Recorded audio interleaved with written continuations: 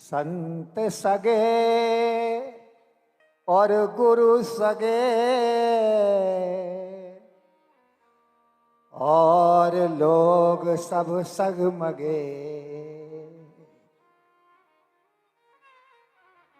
संत पधारी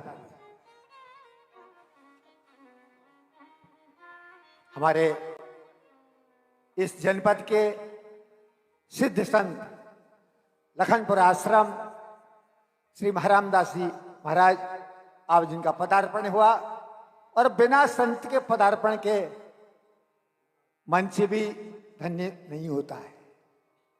संत तो मंच के मुकुट हैं, इनकी कृपा से सब कुछ संभव होता है।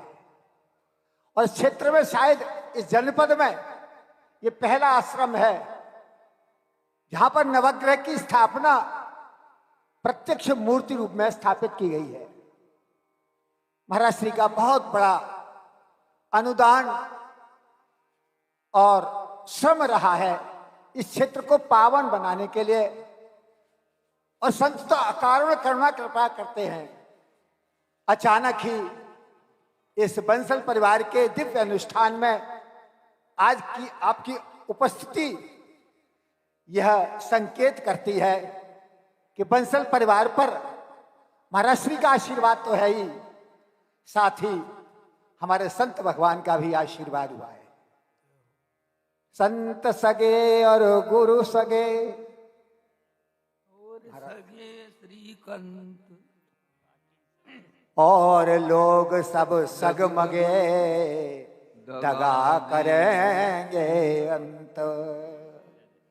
वास्तव में ये करुणा कृपा बरसती है तो इनकी कृपा से ही महाराज श्री का हमें वाणी आशीर्वाद मिले, ऐसी अपेक्षा है इस बंसल परिवार की।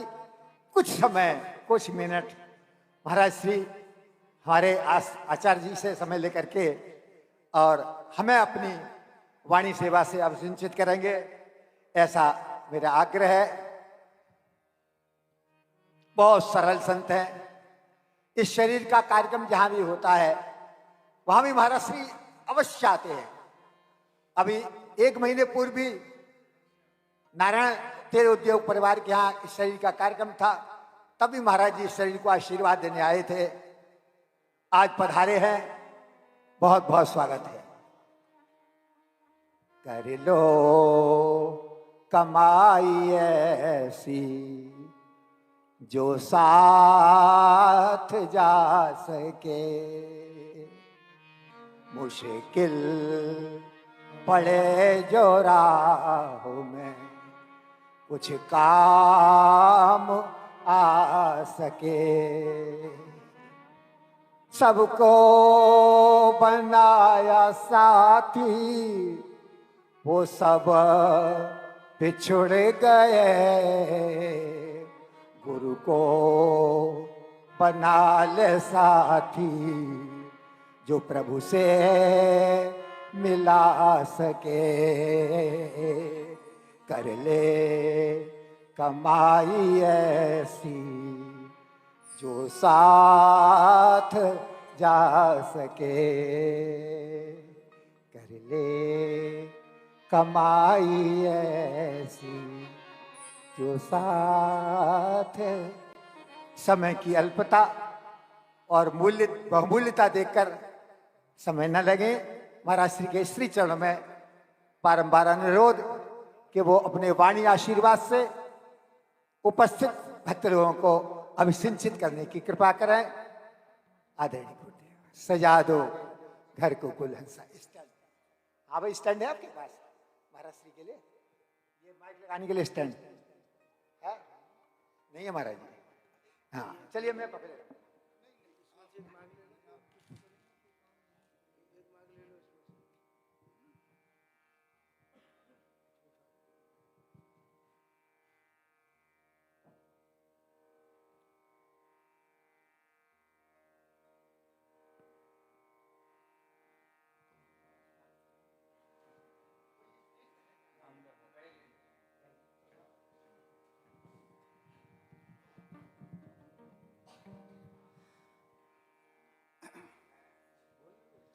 बोलिए वृंदावन बिहारी लाल। भागवत तो ठीक है,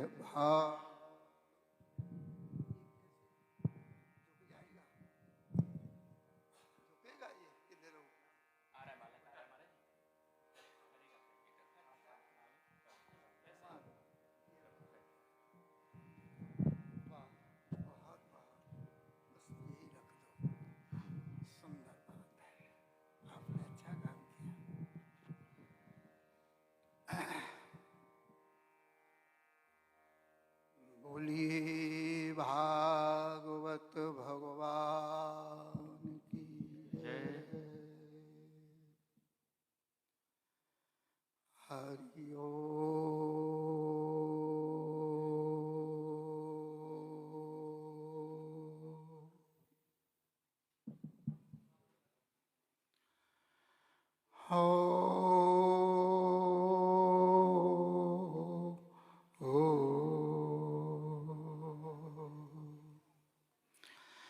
गुरुर्ब्रह्मा गुरुर्विष्णु गुरुर्देव महेश्वर गुरुर् साक्षात् परब्रह्म तस्मै श्री गुरुवे नमः।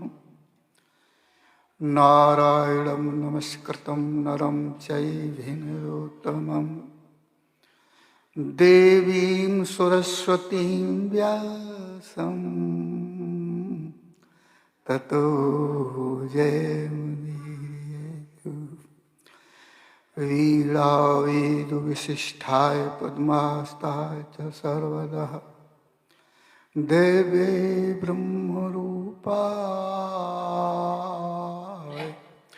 शारदाय नमो नमः। बोलिए सद्गुरुदेव महाराज की जय।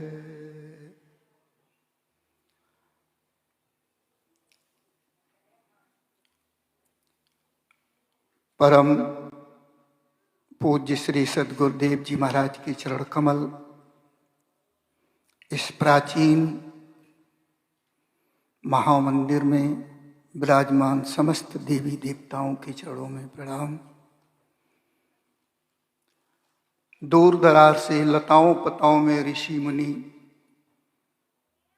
देवी देवताओं सबको कोटि कोटि प्रणाम। श्रीमद् भागवत के प्रवक्ता व्यासपीठ पर विराजमान शास्त्री जी महाराज एवं उनका मंडल, इस भव्य दिव्य आयोजन को करने वाले वंशल परिवार, उन शिव प्रसाद, उन कमला देवी को कोट कोट नमन करें सब लोग, जिनकी एक ऐसी संतान हुई, जिनका एक ऐसा परिवार बना, छोटे से लेकर के बड़ी तक, जो उनकी पुण्य स्मृति में ये इतना विशाल एक देव स्थान पे, एक ऋषियों के स्थान पे जो इस भव्य आयोजन को रखा। भागवत कथा का एक स्थान होता है,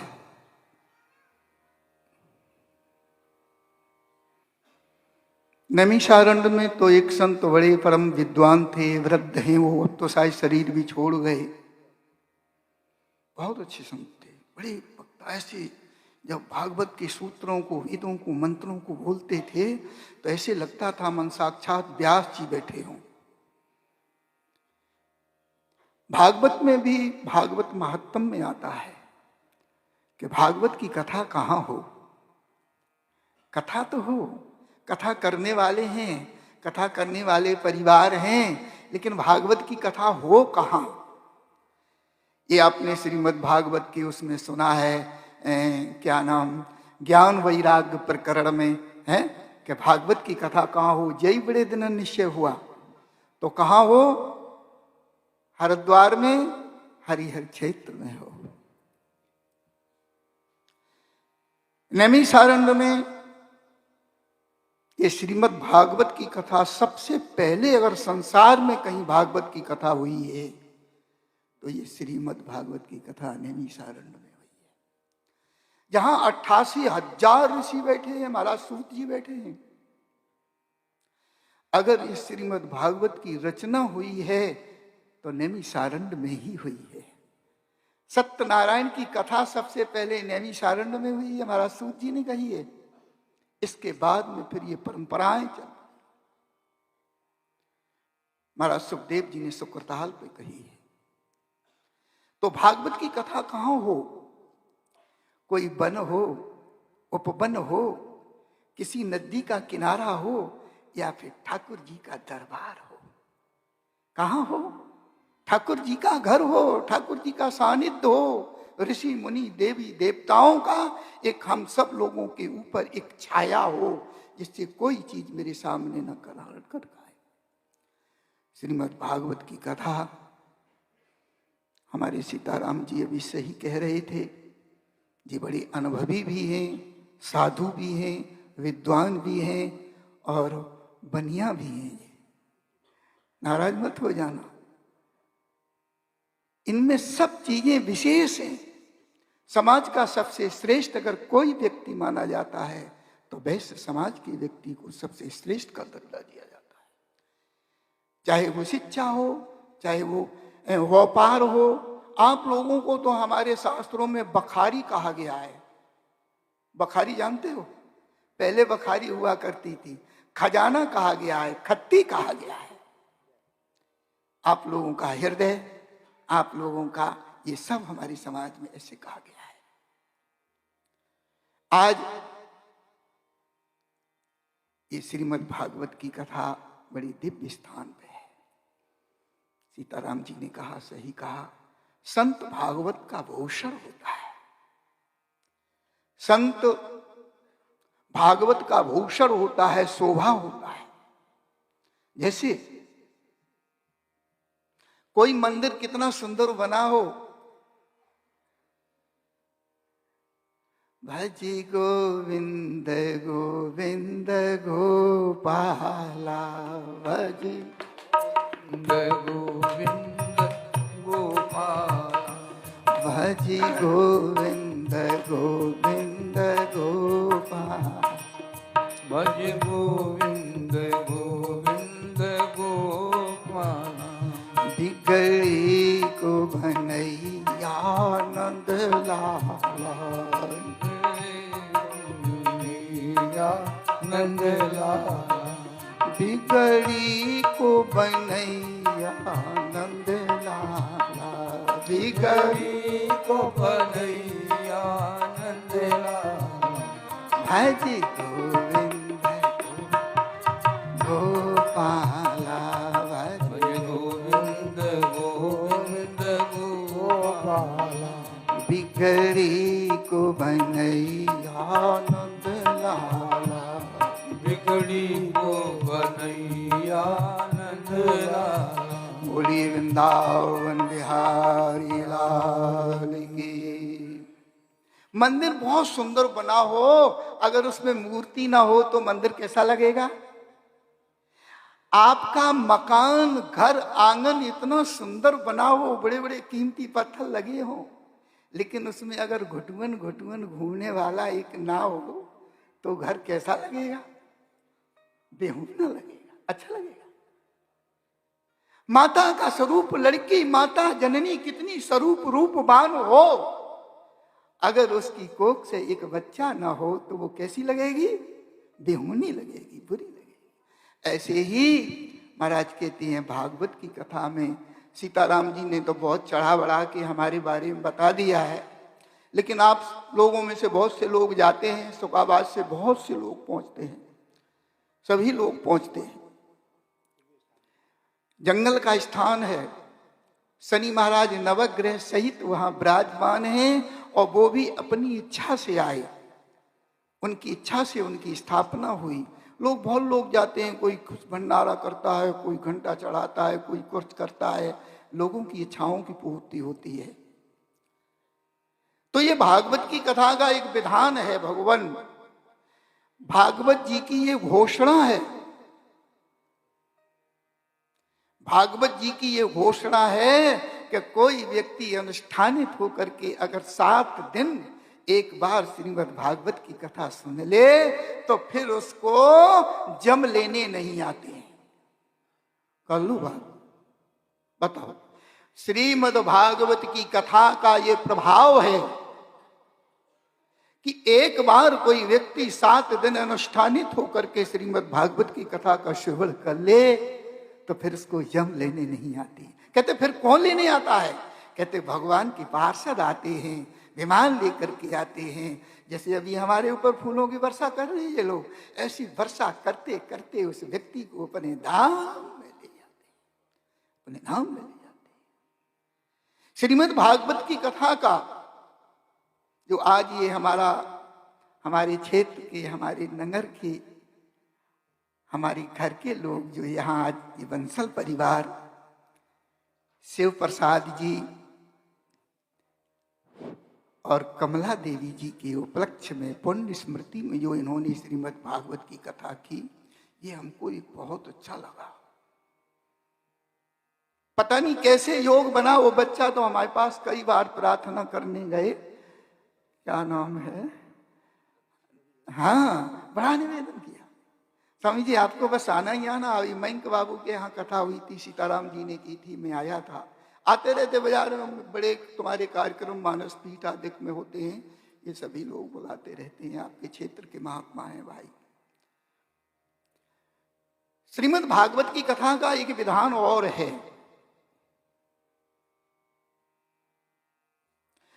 कि श्रीमद् भागवत की कथा केवल अपने लिए ही नहीं सुनी जाती है। अगर कोई व्यक्ति चाहे तो दूसरे के लिए भी भागवत कथा सुन सकता है। कथा तुम सुनो, संकल्प कर लो तो इसका फल तुम्हारे पितरों को मिले, पिता को मिले, माता को मिले, पूर्वजों को मिले, इसका फल उनको ट्रांसफर हो जाता। और किसी ग्रंथ पुराण का नहीं, वेद का नहीं, उपनिषद का नहीं, और किसी भी पुराण का नहीं, केवल ये श्रीमद् भागवत की कथा का विधान है कि कथा सुनो तुम और फल मिले तुम्हारे उनको जिनके लिए तुमने संकल्प किया है। आज इन्होंने अपने माता पिता की पुण्य स्मृति में, मैं तो ये कहता हूं इस परिवार से कि इसका जो भी पुण्य बने ये संकल्प कर देना कि मैं इस कथा का जो भी पुण्य फल है सारा का सारा अपने उन माता और पिता को समर्पित करता हूं, संकल्प करता हूं। ये भागवत जी का विधान है। देखो ना, 88,000 ऋषि नैमिषारण्य में पहुंचे, बैठे हैं, साधना कर रहे हैं, बड़ी बड़ी उम्र के ऋषि हैं, और उनमें एक सूत जी महाराज का पदार्पण होता है। सूत जी महाराज जब उस महामंडल में, उन संतों की टोलियों में, उन संतों के समूह झुंड में जब प्रवेश करते हैं तो सारे ऋषियों ने उठ करके उनको प्रणाम किया, बार बार प्रणाम किया। उन्होंने उनको किया, उन्होंने उनको किया। उम्र का कोई ज्ञान नहीं, सूत जी तो छोटे हैं सबसे अगर कही जाए तो। वहां इतनी इतनी उम्र के ऋषि बैठे हैं क्या सूत जी छोटे हैं, लेकिन उनको एक बड़ा स्थान दे करके, एक बड़ा पदार्पण करा करके सब लोगों ने उनको बैठारा, और बैठा करके उनको बार बार नमन करके कहते हैं, भगवान आप बड़े तत्ववेत्ता हो, महाराज व्यास जी के आप शिष्य हो, आपको सब प्रकार का ज्ञान है, लेकिन मेरी ये एक बड़ी इच्छा है कि आपको हमें एक कथा सुनाए। महाराज सूत जी कहने लगे, चलो आपकी जिज्ञासा है, लेकिन ये बताओ कथा कैसी कथा सुनाएं। तो ऋषि मुनि सब हाथ जोड़ करके महाराज सूत जी से कहने लगे, हे भगवान मैं आपसे ये प्रार्थना करता हूं, हमें कोई ऐसी कथा सुनाओ कि कथा तो सुने हम और इस कथा का फल मिले संसार के लोगों को, दीन दुखियों को, सबको इसका फल प्राप्त। तो ये श्रीमद् भागवत की कथा है। भगवान की शुक्ल पक्ष है, कितना सुंदर योग है, मकर मास है, ऋषि मुनि गंगा के किनारे, नदियों के किनारे पड़े हुए हैं। मैं भी परसों लौट के आया हूं, मैं भी गंगा किनारे रामनगरिया, वैसे तो 1 महीना रहते थे, नहीं नहीं, 2.5 घाट जंगल में है वो, 2.5 घाट, और वहां से अभी मैं भी आया हूं बास करके। मकर मास की कथा, ऋषि मुनि इकट्ठे होकर के आप उसमें कथा करते हैं। आपकी इस दिव्य कथा में जो आप सब लोगों ने ये कार्यक्रम रखा, समय रखा, शास्त्री जी महाराज को बहुत शुभकामनाएं। आज हम तुम्हारी कथा में आए हैं, कल तुम्हारे पिता की कथा में जाएंगे, जय मई। क्योंकि क्षेत्र में कहीं का तक भागवत कथा होती है, लोग हमको जरूर बुलाते हैं, जरूर बुलाते हैं। बोलिए वृंदावन बिहारी लाल की जय, भजी गोविंद गोविंद गोपाल, भजे गोविंद गोविंद गोपाला, भजी गोविंद गोविंद गोपाला, भजे गोविंद गोविंद गोपाला, बिगड़ी को बनैया नंद लाला, बिगड़ी को मैया नंद लाला। बोलिए वृंदावन बिहारी लाल की। अब एक चीज मैं थोड़े शब्दों में और कहना चाहता हूं। शास्त्री जी महाराज आपने समय दिया, यहाँ की इस एक बहुत ही श्रेष्ठ समूह ने, आदरणीय समूह ने, हमारे क्षेत्रों की इन लोगों ने हमको बुलाया, विठला मंदिर में आए। लेकिन एक बात मैं आपसे और कहना चाहता हूं, ये मत सुन लेना कि ऐसे ही सुनने से काम चल जाएगा। ये मत मान लेना कि बस मैंने तो ये कथा सुनी ही ली है, मकर मास है, शुक्ल पक्ष है, कितनी दिव्य भगवान का स्थान है, और मैंने वहां कथा सुनी। लेकिन कथा का फल तब बनेगा जब तुम कथा सुनोगे। कथा का फल तब बनेगा जब कथा में तुम्हारी श्रद्धा हो। और भागवत जी का तो ये प्रमाण है कि तुम बस बैठ करके एक एक सूत्र को, भागवत जी के एक एक शब्द को श्रद्धा के साथ सुन लो, बस सुनने से ही काम चल जाएगा। महाराज गौकर्ण जी ने जब धुंधकारी जी को कथा सुनाई, माताओं, प्रिय बंधुओं ध्यान देना, क्योंकि वो प्रोत योनि में चले गए थे, अपने दुष्कर्मों के कारण।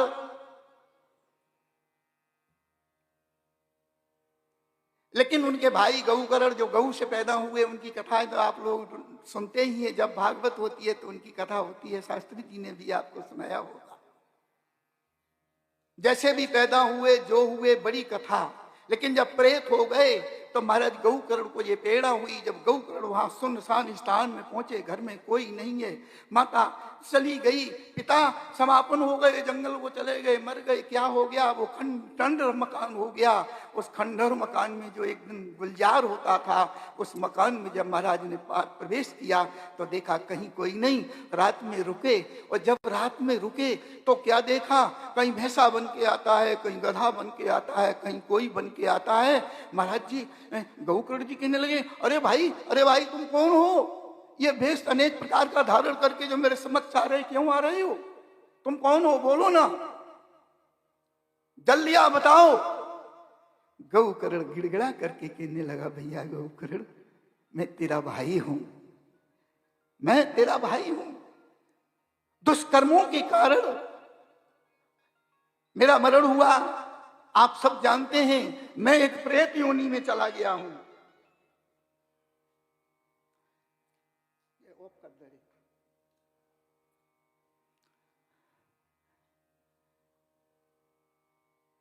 कहने लगे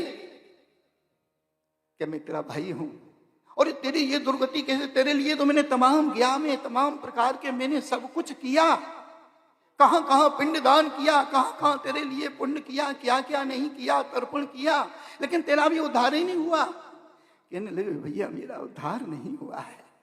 कहते फिर तो उन्होंने सुबह हुआ सूर्य नारायण से प्रार्थना की, अनेक सबसे प्रार्थना की। उनको आदेश पूछते हैं कि इस मेरे भाई की जो दुर्गति, अधोगति हो गई है, जो प्रेत बन गया है। प्रेत का भूत का मोह जानते हो, सुई के बराबर होता है। सुई की जो नोक होती है, इतना वर्णन आया है, ना खा सकता है, ना पी सकता है, भटकता रहता है, मारा मारा डुलता है, बेचैन रहता है।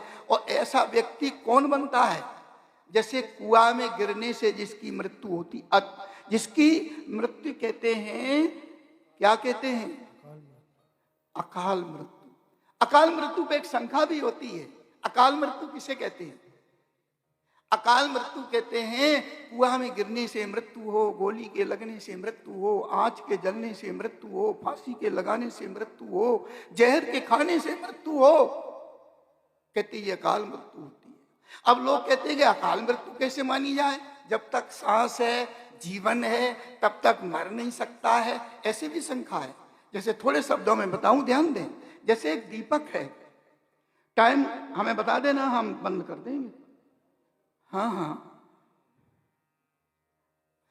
तू जाने भगवान तेरी तू जाने,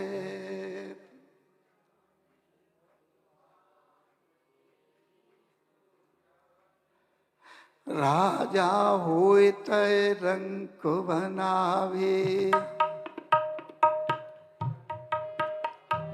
रंग होए तय राज बिठावे।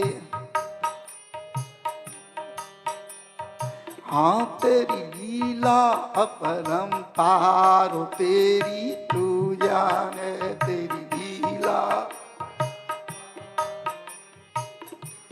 बोलिए वृंदावन बिहारी लाल की। बताया, गौप्रण जी को बताया कि इसके उद्धार के लिए बस एक ही उपाय है कि श्रीमद् भागवत की कथा अगर इनको सुनाई जाए, अधोगति से, जो मैंने अभी बताया वो विषय रह गया, अकाल मृत्यु। लोग अकाल मृत्यु की शंका करते हैं कि सांस है, जीवन है, मृत्यु नहीं हो सकती है। जैसे एक दीपक है, दीपक, और दीपक में तेल है, बाती है, और दीपक जल रहा है, तो दीपक को कब तक जलना चाहिए? जब तक उसमें तेल रहे और बाती रहे। लेकिन तेल भी है, बाती भी है, और हवा का झकोरा लगा तो वो दीपक बुझ जाता है, बुझ जाता है। ऐसे ही अकाल मृत्यु होती है। वर्णन तो इसका बहुत है, लेकिन हम वहीं पे आए। महाराज गौकर्ण जी को बताया कि श्रीमद् भागवत की कथा सुनाई जाए तो इनका उद्धार हो सकता है। बस गौकर्ण जी महाराज जी पहुंचे और उन्होंने निश्चय किया, भागवत का मुहूर्त निश्चय किया, और निश्चय करके खुद श्रीमद् भागवत की कथा का चारों तरफ प्रचार करके और मंच बना करके और श्रीमद् भागवत की कथा पर बैठ गए, कथा शुरू कर दी। बड़े बड़े विद्वान, तत्ववेत्ता, तमाम चारों तरफ से लोग, ऋषि मुनि सब आने लगे। महाराज गौकर्ण जी की कथा होने लगी। पहला दिन हुआ, पहली कथा हुई तो एक बताते 7 गांठ का बांस गढ़ा हुआ था। आज भी लोग कथा में 7 गांठ के बांस को, हरे को गाड़ते हैं। क्यों गाड़ते हैं? कि गौकर्ण जी महाराज का तो आह्वान होता ही है, लेकिन उसमें हम अपने पूर्वजों का सबका आवाहन करके और उन पे शास्त्रीय आचार्य लोग जो होते हैं स्थापित कर देते, स्थापित कर देते। ऐसे ही पहले दिन कथा सुनी तो पहले दिन की जब कथा सुनी तो गौदुंदकारी आकर के उस बांस में थोड़ी सांस थी, उसमें आकर के बैठ गया और कथा सुनी।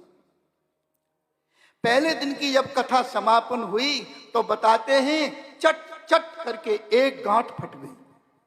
दूसरे दिन जब कथा हुई दूसरी गांठ फट गई, तीसरे दिन हुई, ऐसे ही क्रम बाई क्रम जब कथा चलती गई और जब 7वां दिन हुआ तो 7 गांठ फट करके चट चट करके बांस फट गया और उसमें से एक दिव्य पुरुष निकला। एक दिव्य पुरुष निकला, आकाश से पुष्पों की वर्षा होने लगी, विमान आने लगे और बस वहां क्या माहौल बन गया। विमान आया और गौकर्ण का जो भाई दुंदकारी, जो पापी था, जिसकी अकाल मृत्यु हुई थी, तो बताए कि उसको विमान में बैठा करके और अपने धाम को ले गई। ये किसकी महिमा? श्रीमद् भागवत जी की महिमा है। ऐसों का भी उद्धार हो गया। बस यही लास्ट में तब हुआ क्या लोगों ने पूछा, महाराज जी, शास्त्री जी, गौकर्ण जी महाराज, ये बताइए पंडित जी कि ये क्या हुआ? कहते ये विमान आया। वो कहते पुरुष कौन है? कहते ये मेरा भाई धुंधकारी है। कहते क्या हुआ? कि इस दिन 7 दिन कथा सुनी, इससे इसका उद्धार हो गया और आकाश से विमान आया और इसको लेकर के चला आया। सब लोग हाथ उठा के कहने लगे पंडित महापापी, पंडित महाकपटी, पंडित महाझूठा। कहने लगे क्यों? कि इसलिए पंडित इसलिए झूठा कि कथा तो मैंने भी सुनी, फिर मेरे लिए विमान क्यों नहीं आया? इसके लिए केवल क्यों आया? इसलिए तुमने इसको स्पेशल कथा सुनाई, अपने भाई होने के नाते इनको स्पेशल कथा सुनाई। कहते स्पेशल नहीं सुनाई, मैंने सबको सुनाई, लेकिन उसने ध्यान से सुनी, इसलिए उसका उद्धार हो गया। चलो आप लोग चाहते हो तो महाराज गौकर्ण जी ने दोबारा कथा करी है। जब दोबारा कथा करी है, जब श्रोताओं ने सुनी है, तो ऐसा प्रमाण मिलता है कि आकाश से 7वें दिन विमानों की लाइनें लग गई, पुष्पों की वर्षा होने लगी। तो ऐसे ही जब श्रीमद् भागवत की कथा में हमारी निष्ठा हो, श्रद्धा हो, हम लोग जब श्रद्धा के साथ भगवान की कथा सुनते हैं, तो हमें ये भागवत की कथा दुखों से, वेदनाओं से, बीमारियों से, दरिद्रता से, इन सारी चीजों से ये भागवत की कथा हमको छुटकारा दिलाती है। भागवत की कथा धनवान बना देती है, यशवान बना देती है, पुत्रवान बना देती है। बोलिए वृंदावन बिहारी लाल की। 2 लाइनों का कीर्तन, उसके बाद शास्त्री जी की कथा सुनेंगे। आप लोगों ने हमें टाइम दिया, बहुत बहुत शुभकामनाएं इस परिवार को, इन सभी श्रोताओं को, कि भगवान इनको परिवार के बच्चा बच्चियों को शक्ति दे, भक्ति दे, विद्या दे, यश दे, कीर्ति दे, धन धाम से। ठाकुर जी आपका भागवत भगवान सदा भंडार भरे। आपने बहुत अच्छा कार्यक्रम किया। आपके यहाँ संतों का आदर होता है। हम तो जानते परसों संतों का भंडारा भी है। अरे हम लोग कई दिन से तैयारी कर रहे हैं, बताएं आपको। हाँ कि भंडारा होगा अग्रवाल धर्मशाला में, और देखिए वहाँ खाने को अच्छा मिलेगा। हम लोग तो सोच रहे हैं, हम कल लोग तो कई दिन से सोच रहे हैं, कल का दिन बीच में है। आप लोगों की लाट टपक रही हो, मुँह पहुँच लो थोड़ी देर के लिए, 1 दिन और सुन लो बस। परसों है 2 लाइनों का कीर्तन।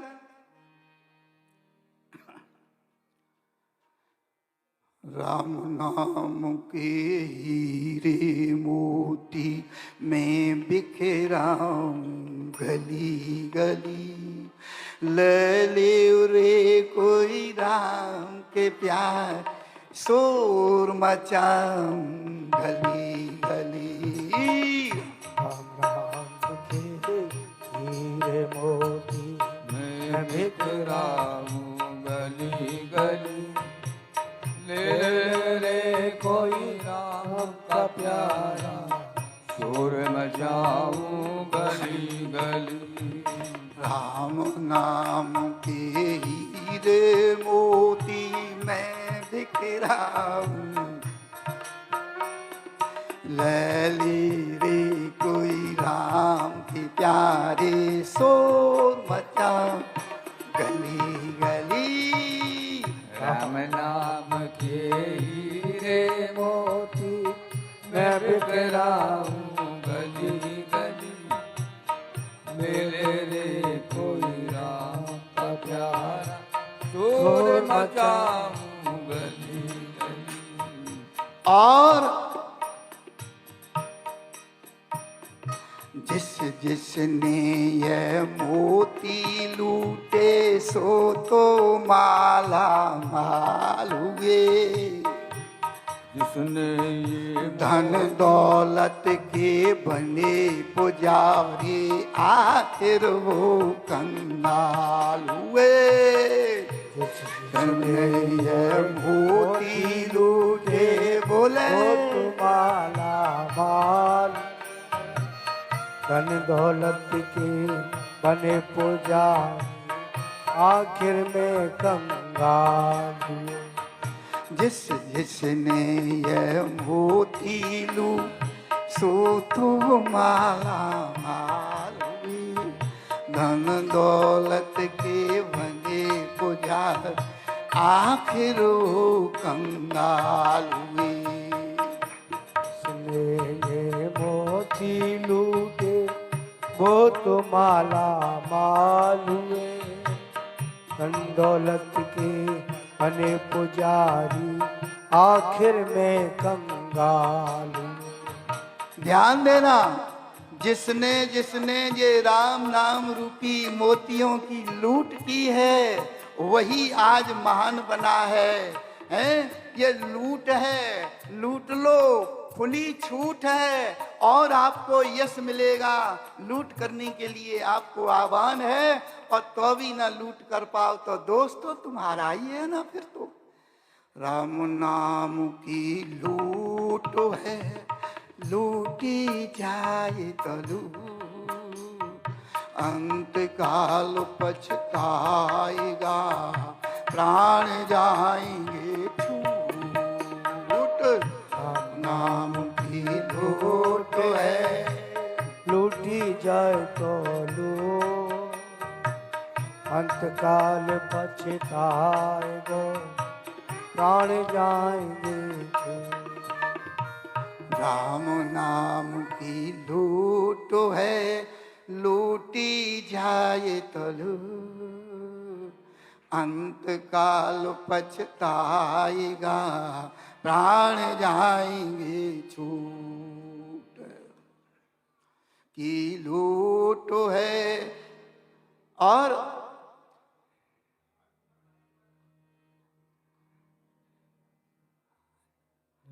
प्राण जाएंगे छूट।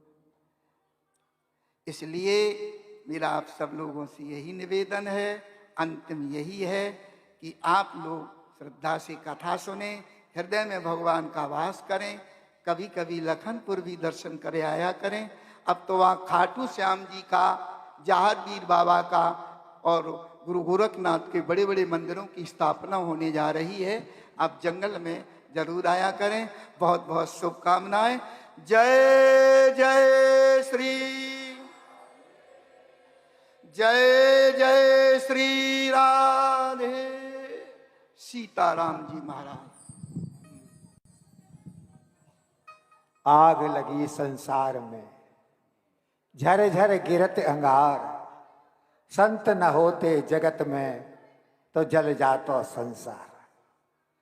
संतों की कृपा से आज पधारे मंच पर हार्दिक स्वागत अभिनंदन है और महाराज श्री से निवेदन कि वो हमें जहाँ से कथा को हमने छोड़ा था वहाँ से मैं पुनर्स्थापना करके और हमें ले चले श्री धाम वृंदावन में, जहाँ भगवान अवतार रात्रि शरदोत्फुल्ल मल्लिका, जहाँ रास के लिए मेरे लीला नागर तैयार खड़े हुए हैं। महाराज श्री का बहुत बहुत स्वागत। यजमान परिवार से निवेदन कि सत्सम्मान महाराज श्री को गाड़ी तक पहुंचाने की व्यवस्था करें।